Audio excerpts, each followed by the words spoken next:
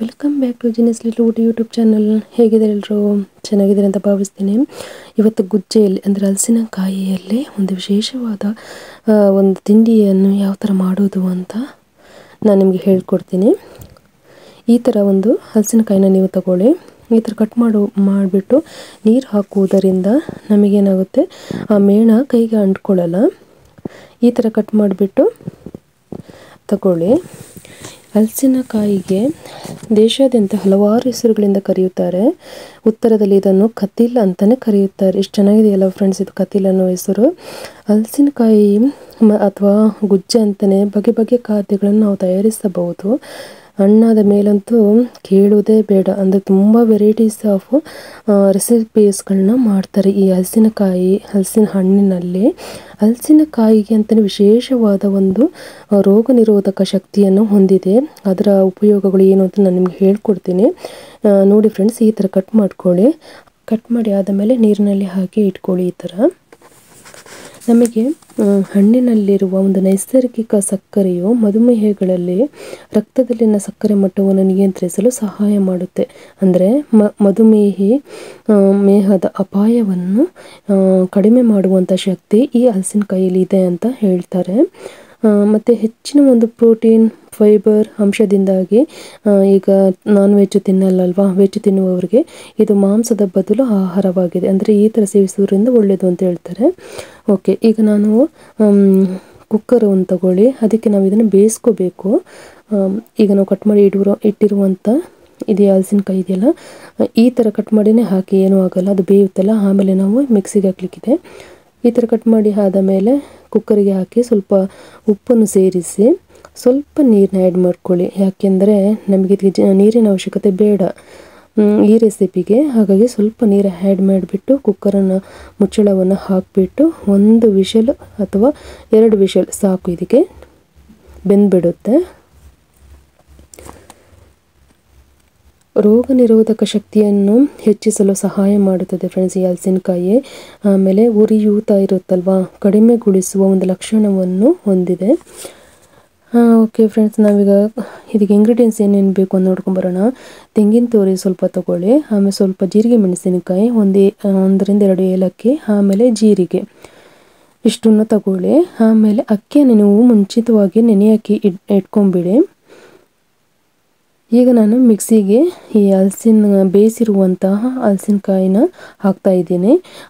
ನೀವು ಒಂದು 3 ಗಂಟೆಗಳ ಕಾಲ ಅಕ್ಕಿ ಮತ್ತು ಮೆಂತ್ಯ ಸ್ವಲ್ಪ 1 ಸ್ಪೂನ್ ಹಾಕಿದರೆ ಸಾಕು. ಮೆಂತ್ಯ ನೆನೆಸಿಟ್ಬಿಟ್ಟು ಈ ಥರ ನೀವು ಮಿಕ್ಸಿಗೆ ಹಾಕ್ಕೊಳ್ಳಿ. ಈಗ ನೀವು ಮುಂಚಿತ ಹೋಲ್ ನೈಟ್ ಇಡ್ತೀರ ಅಂದ್ರೆ ಪರವಾಗಿಲ್ಲ, ಆ ಥರನೂ ಆಗುತ್ತೆ. ಇಲ್ಲ 3 ಗಂಟೆ ಇಟ್ಟು ಸಾಕು. ಇದಕ್ಕೆ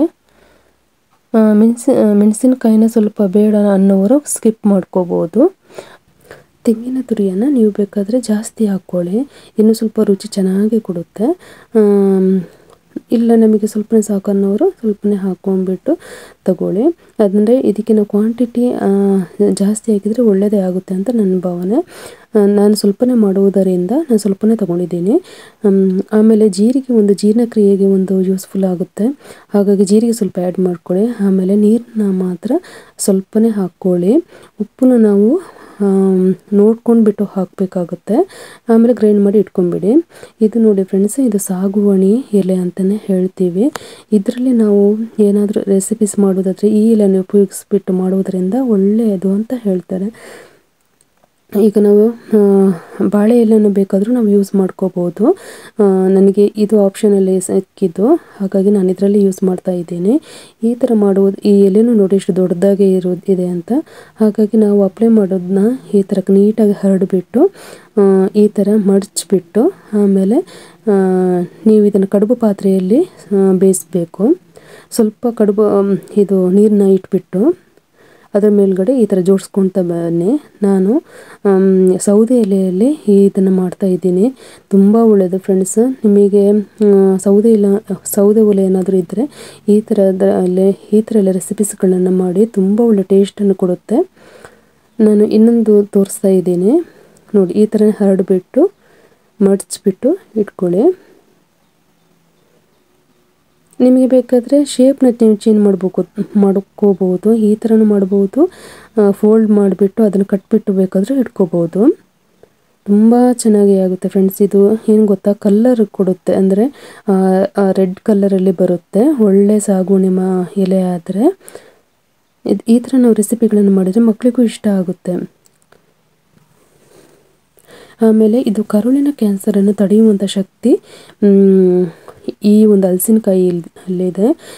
ಆಮೇಲೆ ಫೈನಲ್ ಆಗಿ ನೀವು ಈ ಥರ ಇಟ್ಕೊಂಬಿಡಿ. ಒಂದು 10ರಿಂದ 15 ನಿಮಿಷ ಇದನ್ನು ಬೇಯಿಸಿ ಫ್ರೆಂಡ್ಸ್. ನೋಡಿ ಯಾವ ಥರ ಬಂದಿದೆ ಅಂತ, ತುಂಬ ಯಮ್ಮಿಯಾಗಿ ಕಾಣಿಸ್ತಾ ಇದೆಯಲ್ಲ. ರೋಗ ನಿರೋಧಕ ಶಕ್ತಿಯನ್ನು ಹೆಚ್ಚಿಸಲು ಸಹಾಯ ಮಾಡುತ್ತೆ. ಈ ಥರ ನಾವು ಮಾಡಿ ತಿನ್ನುವುದರಿಂದ ಹಲಸಿನಕಾಯಿ ಕಾಯಿಯನ್ನೇ ನಾವು ಯೂಸ್ ಮಾಡುವುದರಿಂದ ಎಷ್ಟೆಲ್ಲ ಬೆನಿಫಿಟ್ಸ್ಗಳು ಇದ್ದಾವೆ ಅಲ್ವಾ ಫ್ರೆಂಡ್ಸ್. ಮತ್ತು ಹೃದಯದ ಆರೋಗ್ಯವನ್ನು ಕಾಪಾಡುತ್ತದೆ.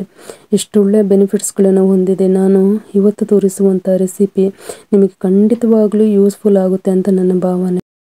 ಮಧುಮೇಹಿಗಳು ಇದನ್ನು ತಿನ್ಬೋದು. ಇದು ಕಾಯಿ ಹಾಕಿದ್ರಿಂದ ಇದರಲ್ಲಿ ಸಕ್ಕರೆ ಅಂಶ ಇರುವುದಿಲ್ಲ. ಹಾಗಾಗಿ ಮಧುಮೇಹಿಗಳಿಗೂ ಇದನ್ನು ತಿಂದರೆ ತುಂಬ ಒಳ್ಳೆಯ ಒಂದು ಬೆನಿಫಿಟ್ಸ್ ಇದೆ. ಹಾಗಾಗಿ ಯಾರು ಬೇಕಾದರೂ ತಗೋಬೋದು. ಸ್ವೀಟು ಕಮ್ಮಿ ಇರುತ್ತೆ. ಆಮೇಲೆ ಮಕ್ಕಳು ಅಷ್ಟೇ, ನೀವು ಡಿಫ್ರೆಂಟಾಗಿ ಮಾಡಿ ಕೊಡುವುದರಿಂದ ತುಂಬ ಚೆನ್ನಾಗಿ ಎಂಜಾಯ್ ಮಾಡ್ಕೊಂಡು ತಿಂತಾರೆ. ನೀವು ಸತಿ ಟ್ರೈ ಮಾಡಿ ಫ್ರೆಂಡ್ಸ್. ನನ್ನ ಇವತ್ತಿನ ಈ ರೆಸಿಪಿ ನಿಮಗೇನಾದರೂ ಯೂಸ್ಫುಲ್ ಆಗಿದರೆ ಪ್ಲೀಸ್ ಲೈಕ್ ಕೊಡೋದನ್ನು ಮರೆಯಬೇಡಿ.